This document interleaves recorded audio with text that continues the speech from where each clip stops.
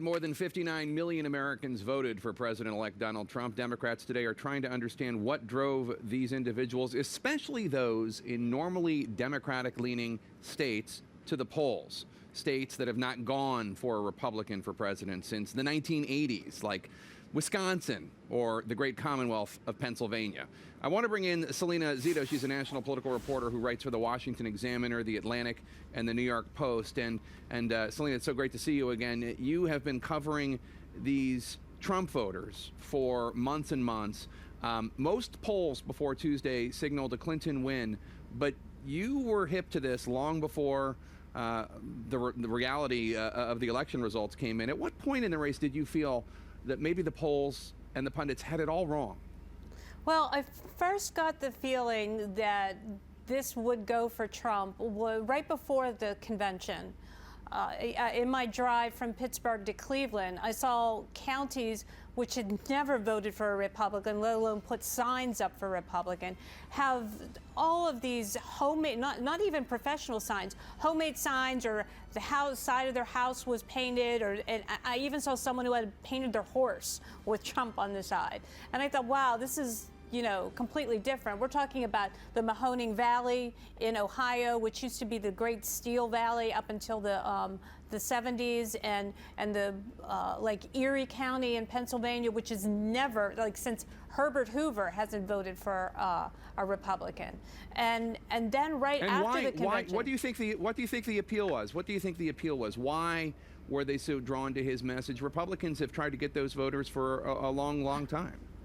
Well, he had a non-ideological campaign and message. He offered voters a tangible benefit. This was a change election. People have been building up to this. You saw it in the wave election cycles in 2006, 2010, 2014, in the midterm elections. So people were unhappy. They kept switching back and forth between Democrat and Republican.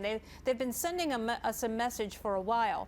But he offered that tangible benefit. He said, "Make America great again."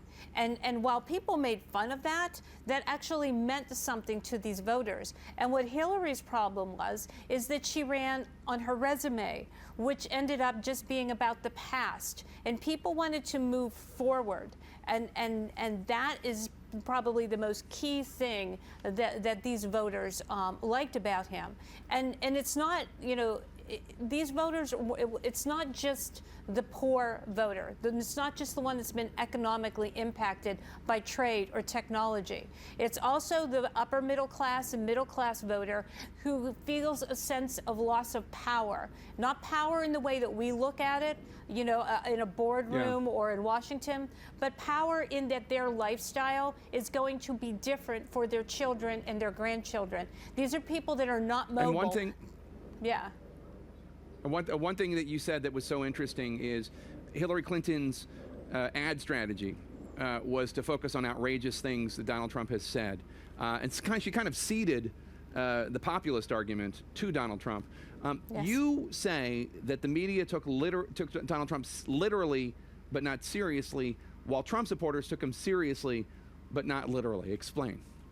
Well, you know, I straddle two worlds, right? I'm out there. I live in Pittsburgh. It's right there on the border with Ohio and Pennsylvania, and you know, and I watched voters and I listened to voters, and you know, and when he would say something outrageous, they didn't take it the way we did. You know, as reporters, we're like, he says something, we're going to ban all Muslims. Well, we're going to fact check that and see if that's something you can actually do.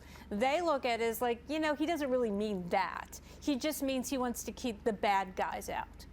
And they didn't take everything that they said in the most literal terms.